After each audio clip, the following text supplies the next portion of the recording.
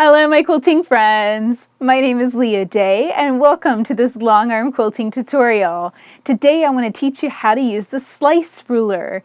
This is an 18-degree wedge ruler that has nice straight lines to do many creative line-based designs and lots of etched lines on the ruler, so you can use the corners, you can use the end to space out lots of other designs as well. So let's jump on the long arm and I'll show you how to use it. Okay, so now I'm going to stitch on down. I'm going to show you how to do that peaks design first. So I'm going to stitch out just a bit, and then I'm going to rotate my ruler around, just like this, and you can kind of play with it, what angle you want to go for. I think I want to bring my peak up and around and then kind of echo that one before it. So here we go. I'm going to place my hand securely on the ruler, hit the go button, and then I'm steering the machine around that ruler. You want to keep it slow and steady, and then stop when you reach that line that you're travel stitching along. So now I'm going to shift the ruler back, because I told you it's kind of hard to travel stitch. I really use the rulers to help me keep in control and stay where I want to be stitching. So that's how I use it to get up the line, and then now I'm going to use that corner to stitch another peak right here. Now let's say I want to travel stitch back and add another peak right in between, where I'm just going to leave the ruler in shape, travel stitch back, now shift the ruler and stitch another peak right off the end, just like that. Now travel stitch back again, about right there, move the ruler one more time and stitch another peak going up that way. So there's a lot of fun things you can do with that. I'm not really even using that etched line here. I'm really just eyeballing it and keeping it really irregular, and I think that's pretty funky. Of course, you could probably do even more interesting designs if you use the etched lines here towards the end of the ruler. You could line that up and get real, you could get real matchy-matchy with it and create a very systematic design if you wanted to. Might need some, just to kind of think about it and calculate it as far as figuring out exactly how you want to space everything out and get it just right. But here we go. Let me see if I can match that again and make one, kind of create another peak almost exactly like the one before it. And that kind of sort of came out. That's pretty cool. I think that might be a neat way to fill in your sashing of your quilt, maybe space out those lines 1/4 inch, 3/4 of an inch away, and you can see you can do that by simply lining up these etched lines on the peak before. Okay, so now that we stitched a little bit of that, let's give some of that brick design a try. I'm going to stitch on down and give myself a little bit of space here from this design. And maybe just do kind of a funky angle, maybe going this way. That way, have a nice little separation of our spaces.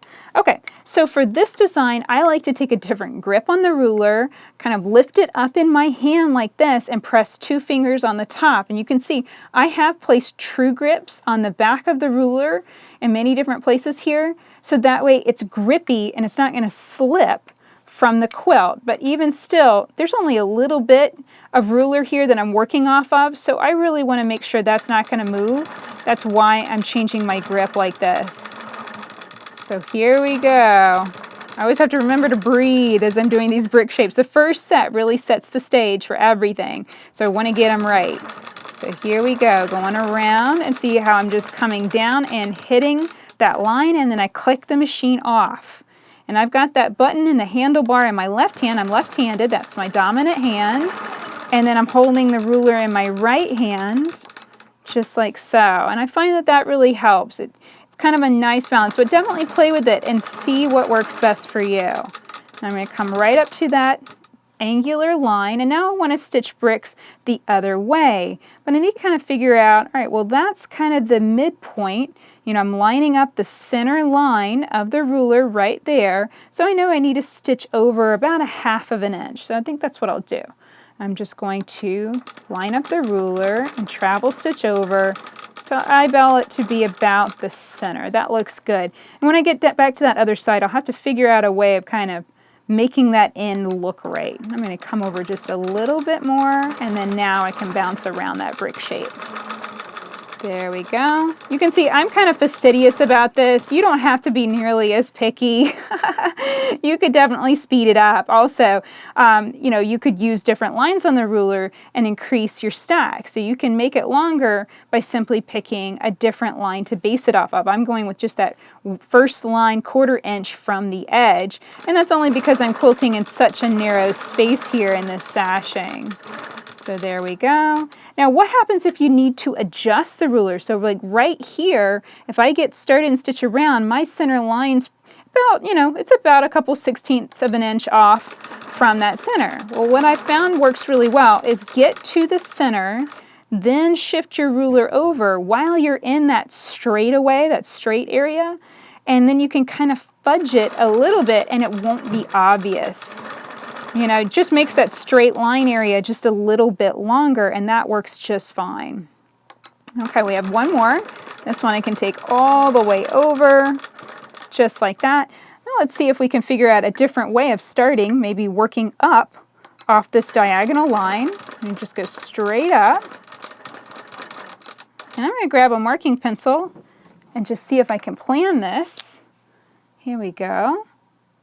So I'm lining up the center line of that ruler, and I know that's where the edge of the foot's going to go, but you know, the needle is always a 1/4 inch away from that. So I'm going to put a little dot. That's really where I want to aim for. That's a brand new pen. It's kind of bleedy, so I need to be careful. So if that's where I'm aiming for, then I need to space that out a 1/4 inch away from that. Everything is a 1/4 of an inch with ruler quilting. And like I said, even if it's not perfect, you can always fudge it a little bit if you have to. And there we go. That's looking good. See how we filled in that little weird gap place? We kind of made it up a little bit, and it worked out pretty good. Now we'll stitch this one, and I definitely know I'll have to extend this line just a bit, so I'll stop when I get into the middle, shift that ruler over just a teensy bit, and finish that off. So if your bricks get off just ever so slightly, you know, just understand that you can adjust slightly in the middle of that shape, and that will make it just right. Now let's see if we can fix this area. I know I need to stitch another brick shape through there, so I'm going to line this one back up down here. That's the thing that's nice. You can always get back on track and go back to a line you were working off of. Now I'm going to line it up and just try and make it as straight as possible. There we go. That looks good. Now I'll travel stitch this way. You never know what kind of weird area you might have to end up filling on your quilt. So, you know, we always have to fit our quilting design into the space, not the other way around. So you never know what you'll get. Now here I'm marking right against the ruler. Then I'll measure over a 1/4 of an inch. Then you can measure over another 1/4 of an inch. So it's actually right there on that point. That's where you want to line up the ruler. Just remember, everything is a 1/4 inch. So now I'm going to come down and around, head up against that. And so now my goal is just simply to go from where I'm at to this point right here. Try and make that nice and smooth. If I have to adjust my ruler, I'll do that right in the middle. There we go. Shift that over slightly. Perfect. I'm super happy with that. That turned out great. You know, just a little bit fiddly. This is definitely a design that I would use, you know, I might use it in the sashing of a quilt, but it certainly wouldn't be something that I'm able to do in a very fast way. If you want to do it quicker, but still get that nice brick effect, I would definitely advise doing kind of using a bigger scale, so maybe spacing out your lines and putting one of these lower lines, stacking it up like that. It'll get an even more interesting shape too. Okay, so let me show you a little bit more echo ditching and just how you can use these nice straight lines to do creative things on your long arm. So here we go. I'm going to echo ditch down around this diamond shape. So the ditches are the seam lines on the quilt, and that's what holds the quilt together. You know, that's how we piece. And stitching in the ditch is something that a lot of quilters like to do. I find it pretty time consuming and tedious. It's not my favorite thing. So I have found that echo ditching is just as good and it's faster. And the even nicer thing is if you hop out of the ditch a little bit, it's not nearly, if you hop away from the 1/4 inch area, I mean, it's not nearly as obvious as when you hop out of the actual seam line. That's always worse. Okay, so now that I'm out here, I think I want to be careful because I think I was kind of slipping a little bit off my line, and that's okay. What I'll do, instead of ripping that out, instead of panicking or anything like that, what I'll do is I'll just angle that line maybe a bit this way. Now, yep, there, I'm at the edge of my frame. That is the edge of where I can stitch. That's the limit of how far I can go on this machine. So what I'll do instead is just simply back it up. Sometimes you just have to make it up as you go. That's what this quilt is all about. I'm just kind of making it up as I go. I'm going to stitch back this way. You can see sometimes you're going to have to place the ruler behind the foot. Sometimes you're going to place it to the left or the right. Just want to make sure that it's comfortable in your hand and it's not going to slip. Do be careful anytime that you have your ruler to the front. Be careful that it doesn't pivot up. That's the only thing that scares me occasionally whenever I'm quilting. It's just making sure that it doesn't shift suddenly out of my hand or lift up on me, so watch out for that, definitely. Okay, so now I'm going to back up one stitch and then come up this line. You can see you can definitely speed up whenever you have your ruler set up nicely and it's lined up down a long line. You can speed up and knock that whole thing out. Now we have more lines here etched on the ruler. We have a 1/4 inch and a 1/2 inch away.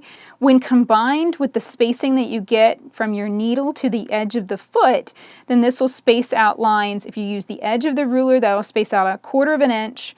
If you use the line etched next to the edge, then that's going to be a 1/2 inch spacing. And then the second line from the edge will give you a 3/4 inch spacing. So that's the spacing that you can create easily with the ruler just using the etched lines in place.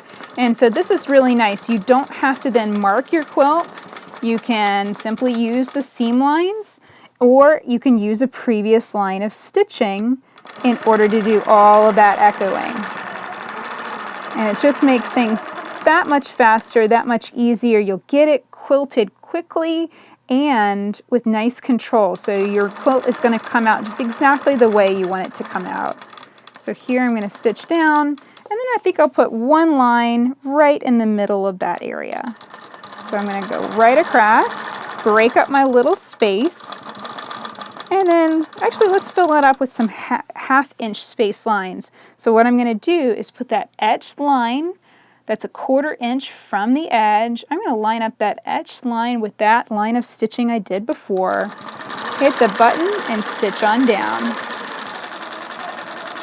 See, it's so simple, but it spaces it out so nicely and without any marking.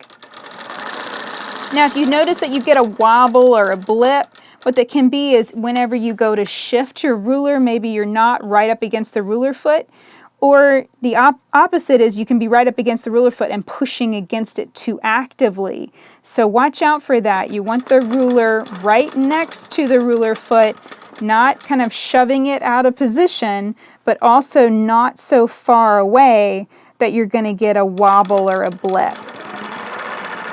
Now, anytime that I'm stitching and wanting to fill an area evenly, this is exactly how I'll do it. I'll stitch a little bit from one side and a little bit from another side, and then if the spacing in the middle doesn't work out quite right, then it's in the middle and then it looks intentional. That's another good tip. So there we go. That's some straight lines, some peaks, and some brick design all stitched with the slice ruler.